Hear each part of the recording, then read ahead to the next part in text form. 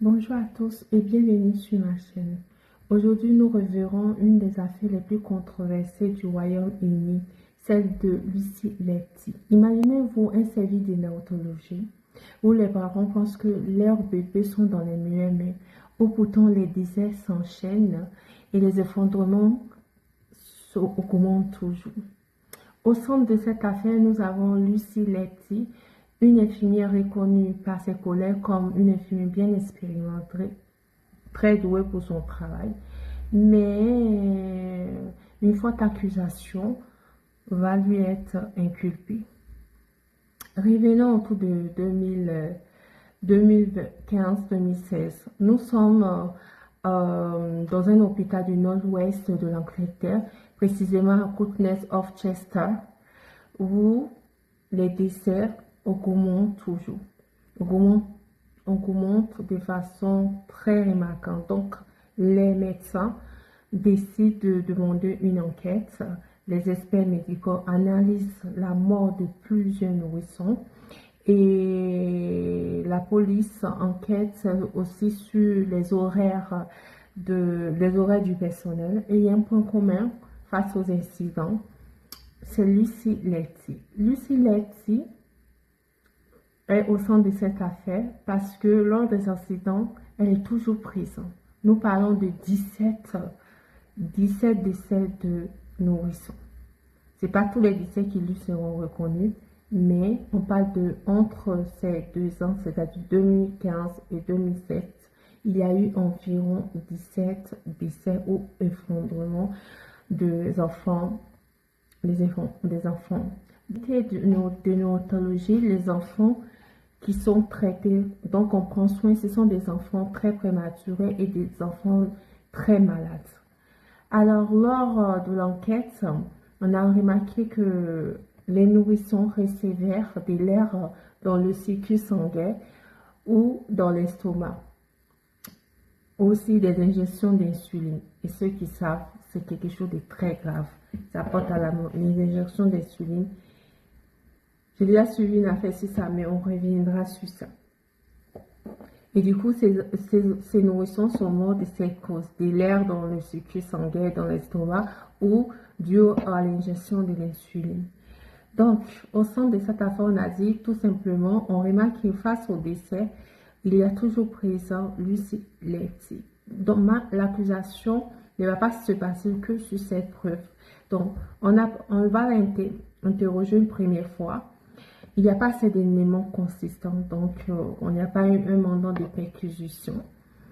perquisition qui sera émise pour aller perquisitionner sa maison. Donc, elle est relâchée car les preuves ne sont pas consistantes.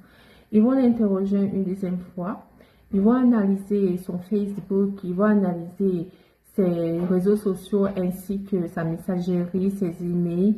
Et on a remarqué qu'en effet, elle recherchait les parents des enfants qui étaient décédés. Et on va lui poser cette question. C'est sur Netflix qu'on voit plus ces détails. Et elle a tout simplement dit qu'elle avait beaucoup de la peine. Elle exprime aussi sa désolation avec ses collègues. Et on a vu ça comme un peu bizarre. Je ne dis pas que c'est mauvais, je ne vais pas donner mon opinion sur ça, mais je sais qu'il y a le secret professionnel et il y a la distance entre le métier et ce qu'on ressent. Je pense que les médecins sont préparés tout ce qui concerne les travaux, voilà, comme ça, sont concernés pour maintenir cette distance, voilà. Et donc, l'accusation va se fonder sur ces messages, sur la recherche, sur la communication qu'elle recherchait avec les parents des enfants morts. Et une enquête est lancée. C'est l'opération, la police va lancer une enquête qu'elle va nommer Opération Hummingbird. Et c'est elle, dites-vous que, voilà, parce qu'elle avait attendu que ses collègues parlaient un peu d'elle, parce qu'on posait des questions spécialement aussi sur elle. Donc, elle va contacter la police pour dire, ah, je sais qu'il y a une opération, voilà, mon nom revient dedans. Actuellement, ils n'ont pas assez de preuves, ils laissent tomber et tout. Mais maintenant, avec plus de preuves, parce qu'il y a une preuve qui va renforcer le fait que elle demande à rentrer, elle cherche à rentrer en contact, c'est un peu bizarre. Même pour moi, c'est un peu bizarre. Mais c'est pas cette preuve. Lors du mandat de perquisition, on la surprend chez elle, tandis qu'elle n'a pas le temps de tout vider. Et on voit des écrits manuscrits. Et il y a deux phrases qui vont être pertinentes. Une lettre en manuscrit qui va être pertinente où elle va dire tout simplement I'm heavy, I did this. Je suis mauvaise et j'ai fait ça. Et une autre côté, je ne mérite pas de vivre. Lors de son interrogation, on va lui demander pourquoi tu as dit ça. De son interrogation. Elle a dit non, en fait, psychologiquement, en fait, elle avait peur que les gens l'accusaient, que ses enfants sont simplement morts à cause d'elle. Donc, c'est sa réponse. Beaucoup de réponses, vous allez voir dans les documentaires de Netflix, elle répond comme une vraie pro. Elle dit non comment, non comment, non comment. Vous vous rappelez en combien de temps l'enfant est mort, pourquoi exactement. Elle dit non, elle dit non, elle dit non. Beaucoup de choses. Donc, si tu recherches à rentrer en contact avec certains parents, parce que c'est 17 meurtres, mais elle a essayé de rentrer en contact avec certains parents, ça veut dire que quand même tu te rappelles de certaines choses. C'est par 5 ans, c'est pas 10 ans. Je commence à trop donner mon opinion, donc on va. Donc, en 2022, le procès passe vers sa fin. On a le jury qui condamne sur les aveux, la lettre. Selon eux, c'est des aveux. Le fait qu'elle a dit I'm heavy and a disease, qu'elle ne mérite pas de vie, elle est condamnée à perpétuité. Pourquoi on revient sur cette affaire? Parce que cette affaire a été beaucoup critiquée parce que les preuves n'étaient pas, on va dire, trop consistantes. L'accusation s'est fondée sur une lettre manuscrite qui est une preuve pour moi très importante. On ne va pas écrire n'importe quoi pour laisser dans ses affaires. Voilà, il y a forcément quelque chose qui lui a poussé. Elle a tout simplement dit qu'elle avait peur d'être accusée de ça et que tout le monde la regardait mal. De toute façon, elle avait écrit ça après son licenciement. Elle était mise à l'écran. Donc, elle s'est justifiée comme ça. Mais on ne va pas aussi dire je ne mérite pas de vie comme ça. Par rapport à aussi que lorsqu'on est désespéré, on peut dire n'importe quoi et tout. Et lors des incidents, lorsque les bébés décédaient ou les santé s'aggravaient, elle était tout le temps présente. Une fois, on peut dire une coïncidence. 2 fois, peut-être pas non. 3, 4, 5, 6, 7. Là, ça commence, il faut que, voilà, quand même, tu donnes des explications. La partie de défense qui défend a dit tout simplement qu'elle était présente dans tous les cas, dans presque tous les incidents, parce que elle était une infirmière très dévouée, très compétente, donc elle était placée souvent plus que d'autres infirmières. Et du coup, l'unité de néonatologie n'avait pas assez de personnel, donc elle faisait beaucoup des sub et complémentaires. Donc voilà. Alors on a parlé de 17 décès dus à l'insuline, à l'injection d'insuline, due à des leurs dans la circulation sanguine, et etc. Mais elle était reconnue pour 7 meurtres et 7 tentatives de meurtre. De toute façon, c'est perpétuité. Donc, il faut préciser, elle n'a pas été reconnue pour 17 meurtres. Voilà, il y a 7 meurtres et 7 tentatives de meurtre. Donc, ça fait 14. Donc, les autres 3 n'ont pas été retenus. Avec mes recherches, après avoir observé exactement, avoir un peu vu le documentaire et aussi vu un peu, il y a un monsieur sur YouTube qui a dit que Lucy Letty avait sauvé son enfant. Moi, je dis, personnellement, J'espère de toutes mes forces que ça soit une erreur judiciaire. Parce que si ce n'est pas le cas, je ne sais pas comment Lucie Letty peut être aussi tranquille. Vous devez voir vraiment le documentaire sur Netflix. Elle a un sang-froid calme. Tu veux pas, voilà, elle a pleuré certes au bout d'un moment, mais elle a un niveau de tranquillité, de maîtrise de soi incroyable. Parce qu'on parle de 7 meurtres sur des nourrissons.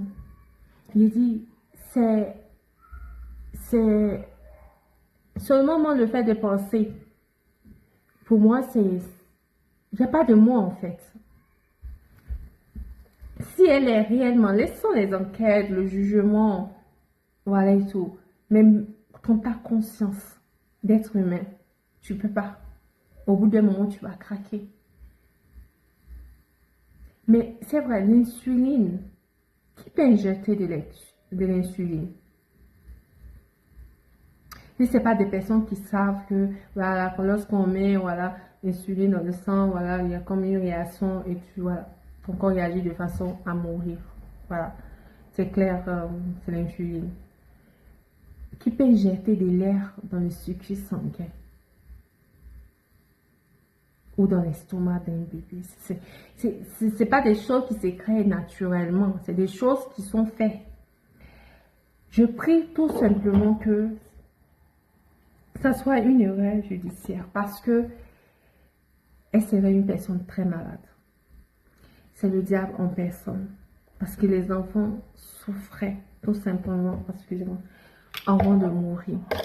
Lorsque vous injectez de l'insuline, s'il vous plaît, ceux qui sont forts en médecine savent que ça peut causer des douleurs, que ça peut causer. Imaginez-vous pour un adulte, mais imaginez-vous sur un nourrisson. Moi, je prie seulement que ça soit une erreur judiciaire, que voilà, on trouve... je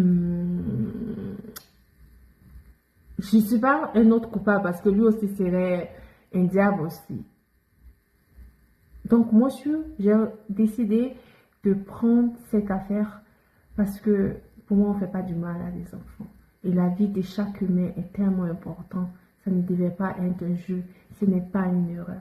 C'est 2, 3, 4, 5, 6, 7, on pas des 14. Je sais que l'injustice existe, mais c'est fort probable qu'elle ait vraiment aussi fait. Parce que moi, aujourd'hui, je suis à 50-50 sur cette affaire. Mon instinct ne me dit pas que oui, elle a fait vraiment. Peut-être que je refuse de dire ça parce que c'est une jeune dame. Qu'est-ce qui peut pousser une jeune dame à faire cela? C'est une femme. Elle a ses menstrues. Elle sait qu'à 50%, plus de 90%, elle aurait eu des enfants. Sa collègue, une de ses amies parlait dans le documentaire que Letty ne peut pas faire ça, que c'est une personne très douce, très calme, très discret. Et qu'il la connaît, que les gens n'ont pas bien analysé les preuves, qu'elle avait juste exprimé comme ça parce qu'elle avait peur d'être accusée de quelque chose de si horrible. Que voilà. Mais j'ai envie de lui dire qu'on ne finit pas de connaître les gens. Même nos propres enfants peuvent être terribles, peuvent le diable en personne. J'ai l'impression qu'en grandissant, je me prépare presque à tout. Au début, pour moi, l'homme est l'homme. L'homme a ses fragilités, la personne a ses fragilités. Il y a des limites face à sa méchanceté. Mais aujourd'hui, avec tout ce que j'ai vécu, et je vois autour de moi, l'homme est pire. Parmi tout ce que l'être que Dieu a choisi, l'homme peut être capable. Parce que si elle, étant femme, l'a vraiment fait, ouf, ouf, franchement.